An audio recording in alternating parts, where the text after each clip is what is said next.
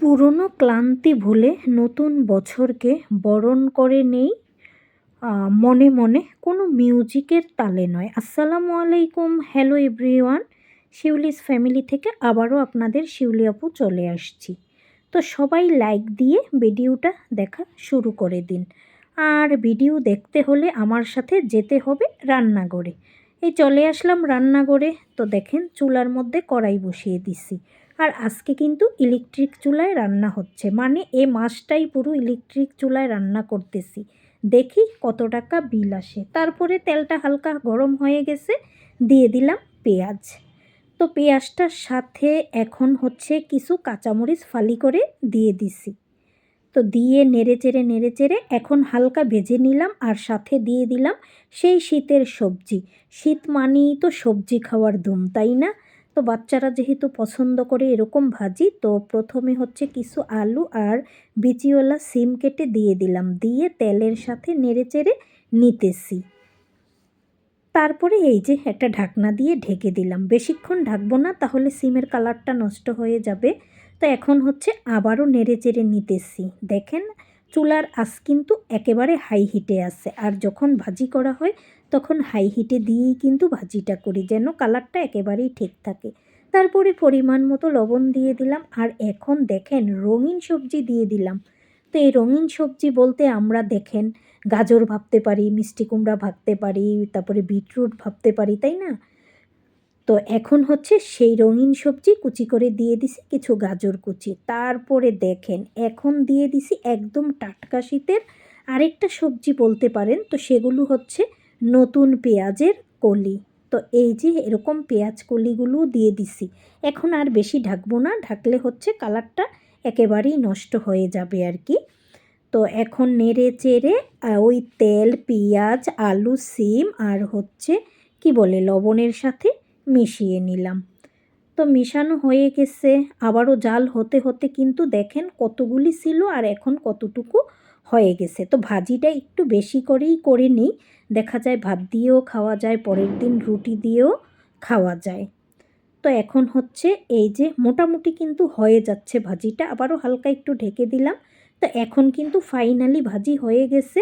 তো উঠানোর আগে হচ্ছে আমি একদম টাটকা শীতের ধনিয়া পাতা একটু কেটে দিয়ে দিতেছি। আর ভাজিতে এখন ধনিয়া পাতাগুলো দিলে আরও খেতে খুব মজা লাগে। তারপরে দিয়ে দিলাম এরকম কতখানি ধনিয়া পাতা। তো ধনিয়া পাতাগুলো দিয়ে এখন হচ্ছে নেড়েচেড়ে মিশিয়ে নিব। তো মোটামুটি কিন্তু আমার এই ভাজিটা রান্না হয়ে গেছে। অল্প কিছুক্ষণের মধ্যেই কিন্তু আমি এই ভাজিটাকে আবার তুলে নিব আর কি।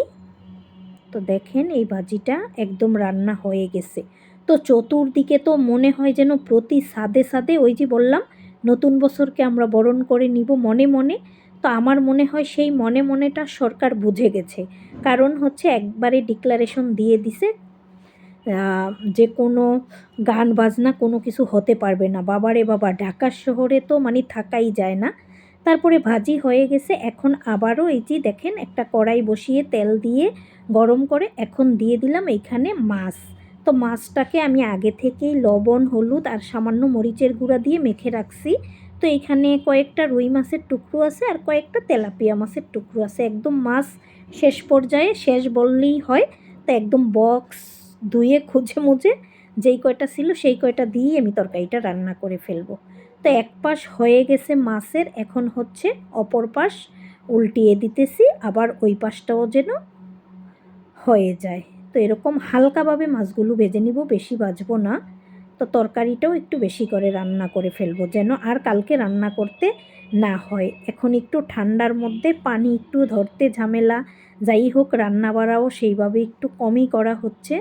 তো এই যে মাছগুলোও মোটামুটি ভাজা হয়ে গেছে, তুলে নিলাম। তারপরে আবার বসিয়ে দিলাম কড়াই, আর দিয়ে দিলাম এইখানে পেঁয়াজ আগে থেকেই দেওয়া ছিল। তারপরে তেল দিয়ে দিলাম, দিয়ে আবারও একটু নেড়েচেড়ে নিতেছি। এই যে দেখেন নেড়েচেড়ে নিয়ে তারপরে হচ্ছে এখানে আবার যা যা দেওয়ার দিয়ে দিব আর কি। তো প্রথমে হচ্ছে এখানে দেখেন আমি হালকা আদা রসুন বাটা, একদম অল্প করে আদা রসুন বাটা দিয়ে দিলাম। তারপরে হচ্ছে এখানে আমি দিয়ে দিব পরিমাণ মতো লবণ। তো এটাও একটা সবজি দিয়েই রান্না হবে, তারপরে দিয়ে দিলাম হচ্ছে এখানে হলুদের গুঁড়ো। এখন আমি হচ্ছে এখানে দিয়ে দিব মরিচের গুঁড়ো। তো দিয়ে এখন হচ্ছে ওই আদা রসুন বাটার সাথেই কিন্তু ধনিয়া বাটাও ছিল। আজকে ধনিয়ার গুঁড়াটা যেহেতু ছিল না, তাই ধনিয়া বাটা বেটে একটু দিয়ে দিছি আর কি। মশলাটা হালকা নেড়ে চেড়ে নিলাম। এখন সামান্য একটু পানি দিয়ে দিব। তো এক একজনের রান্নার স্টাইল কিন্তু এক এক ধরনের, আপনারা বলতেই পারেন, তাই না? আমি আমার মতো রান্না করি, আপনারা আপনাদের মতো রান্না করেন। খাওয়ার সময় কিন্তু সব টেস্ট একই হয়ে যায়। হয় কারোটা ঝাল বেশি হয়, কারোটা ঝাল কম হয়ে যায়। কেউ হলুদ বেশি খায়, কেউ হলুদ কম খায়, কেউ তেল কম খায়, কেউ বেশি খায়। এতটুকুই পার্থক্য। তারপরে দেখছেন এই শীতের সবজি, যতদিন এই শীত থাকবে আর ফুলকপি থাকবে, ততদিন আমাদের বাসায় এই সিম আলু ফুলকপির তরকারিও থাকবে। মানে সব কিছু ভোলা যাবে, এই শীতের সিজনে এই ফুলকপিকে ভোলা যাবে না।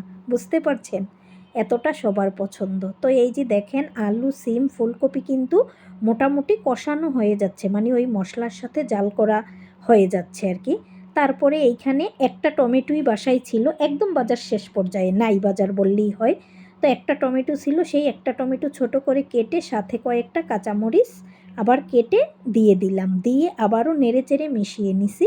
এখন হচ্ছে ঝোল দিতে হবে। আর ফুলকপির তরকারিতে ঝোল থাকবে না তাহলে কিন্তু মজা হবে না। আমার মনে হয় ফুলকপির তরকারিটা একটু ঝোল ঝোল হলেই বেশি মজা লাগে। তবে ঝালটা একটু কম থাকতে হবে, তাহলে বেশি টেস্ট লাগে আর কি। তো যে যে ওই পরিমাণে ঝালটা খায় আর কি। তারপরে এই যে দেখেন ঝোলটা দিয়ে এখন হচ্ছে বেজে রাখা মাছের টুকরোগুলো আমি দিয়ে দিতেছি। তো এটাও মোটামুটি হয়ে যাবে। আর মাশাল্লাহ চুলাটা কিন্তু অনেক অনেক অনেক ভালো সার্ভিস দিচ্ছে। জানি না কতদিন চুলাটা এইভাবে চলবে। অনেক বছর হয়ে গেছে এই চুলাটা কিনেছি। আমার পরে কতজন যে চুলা কিনেছে নষ্ট হয়ে গেছে, আলহামদুলিল্লাহ আমার চুলাটা এখনও অনেক ভালো সার্ভিস দিচ্ছে। তারপরে এই যে দেখেন ঢাকনা দিয়ে ঢেকে দিছিলাম, ঢাকনাটা তুলে নিলাম। আর এখন হচ্ছে মোটামুটি পর্যায়ে চলে গেছে তরকারিটা, মানে সিম ফুলকপি আলু সব কিছু সুন্দর মতো সিদ্ধ হয়ে গেছে। তো দেখা যায় যে আর একটু জাল হতে হতে ঝোলটা আর একটু টেনে যাবে, সেটাই আর কি। তো দেখতে থাকুন। তো যারা হচ্ছে নতুন বছরকে বরণ করে নেবেন ঢাকঢোল বাজিয়ে, তাদেরকে বলতেছি আপনারা ফানুস না উড়িয়ে একদম হচ্ছে নামাজ কালাম করে নতুন বছরকে বরণ করে নেন। আর সবাই আল্লাহর কাছে দোয়া করি সামনের দিনগুলো যেন আল্লাহ আমাদের খুব ভালো মতো কাটিয়ে দেন, তাই না? অনেক ঝড়ঝাপটা পেরিয়ে আমরা এই পর্যন্ত এসেছি, আর আল্লাহ আমাদেরকে ভালো রেখেছেন, তাতেই আলহামদুলিল্লাহ। তারপরে হচ্ছে শেষ পর্যায়ে চলে আসা হলো, দেখেন তরকারির কালারটা। তো এখন হচ্ছে কিছু ধনিয়া পাতাও দিয়ে দিছি। আর অল্প সময়ের মধ্যে আমি এই তরকারিটাকেও বাটিতে ঢেলে নিব আর কি। রান্না কিন্তু এখনও শেষ হয় নাই, আপনারা সাথেই থাকুন। তারপরে আবারও কড়াইতে তেল দিয়ে দিলাম আর হচ্ছে কিছু পেঁয়াজ কুচি দিয়ে দিছি। তো দিয়ে হচ্ছে এখন এইখানে আবারও ওই যে সামান্য একটু আদা রসুন বাটা দিয়ে দিলাম, সাথে জিরা ধনিয়া বাটাও ছিল, একদম সব কিছু আজকে বাটা মশলা। বিকেলবেলা ব্লেন্ডার করব, এখন সব কিছু বেটে রান্না করতেছি। তারপরে পরিমাণ মতো লবণ দিয়ে দিলাম, অল্প করে মরিচের গুঁড়া দিলাম আর কি। তারপরে হচ্ছে সামান্য একটু হলুদের গুঁড়া দিলাম। এখানে মশলা যাবে একেবারেই কম, যা রান্না করব এই খাবারটা মশলা কম দিয়ে রান্না করলেই খুব ভালো লাগে। তো এখানে আসলে তেজপাতা দিলে দেওয়া যেত, কিন্তু তেজপাতাও শেষ, দুঃখের বিষয়। তো মশলাটাকে একটু নেড়ে চেড়ে এখন হচ্ছে এইখানে এই যে দেখেন ছোট টুকরো করে রাখা 2-3টা মাছের টুকরো দিয়ে দিলাম, সাথে কয়েকটা কাঁচামরিচও দিয়ে দিলাম। তো আবারও মশলার সাথে হালকা নেড়ে চেড়ে সামান্য একটু পানি দিয়ে নিব এই মাছটার ভিতরে আর কি। তো এই মাছটা দিয়ে মজাদার একটা শীতের তরকারি রান্না হবে আর কি। আর সেটা তো আপনারা দেখতেই পাবেন। তো মাছটাকে তুলে নিলাম, জাল হয়ে গেছে। আর এখন একটা বড় হাঁড়ি বসিয়ে দিলাম। বড় হাঁড়ি বলতে হাঁড়িতে কী আছে জানেন? শীতের মাসকলাইয়ের ডাল। আর এই মাসকলাইয়ের ডাল কার কার পছন্দ? একদম ভেজে গুঁড়া করা মাসকলাইয়ের ডাল পাঠানো হয়েছে। তো সেই ডালের মধ্যে হচ্ছে এখন আমি এই মাছটা কষানো ছিল সেই মাছটাই দিয়ে দিলাম। তো এই ডালের মধ্যে কিন্তু মশলা একদম কম করে দিয়ে রান্না করলে ডালের ঘ্রাণটা একদম সম্পূর্ণ ভালো থাকে। তো এখন হচ্ছে এই যে সবগুলো মাছ দিয়ে এখন নেড়ে চেড়ে জাল করে নিব। আর বেশিক্ষণও জাল করব না, কারণ এই ডালটাকে আমি কুসুম গরম পানি দিয়ে ভিজিয়ে রাখছি। ডালটা সুন্দর মতো নরম হয়ে গেছে, অল্প সময় বলক আসলেই কিন্তু তুলে ফেলা যাবে। দেখতেই পাচ্ছেন কি সুন্দর একদম ঘনত্ব একটা ভাব চলে আসছে। আর ডাল কিন্তু মোটামুটি শেষ পর্যায়ে চলে আসছে, এটাকে আর কোনো বাগার দেওয়া হবে না। তারপরে আরও ফ্লেভারের জন্য দিয়ে দিলাম বোম্বাইয়া মরিচ আর সাথে অনেকগুলো ধনিয়া পাতা কেটে। তো এই মাসকলাই ডাল বোম্বাইয়া মরিচ দিলে যে কি একটা ফ্লেভার চলে আসে। তারপরে এই যে দেখেন রান্না বাড়া শেষ, এখন খাওয়ার পালা। সব কিছু টেবিলে নিয়ে নিলাম। তো দেখেন পাঁচমিশালি এই শীতের সবজির ভাজিটা কেমন হয়েছে কালারটা।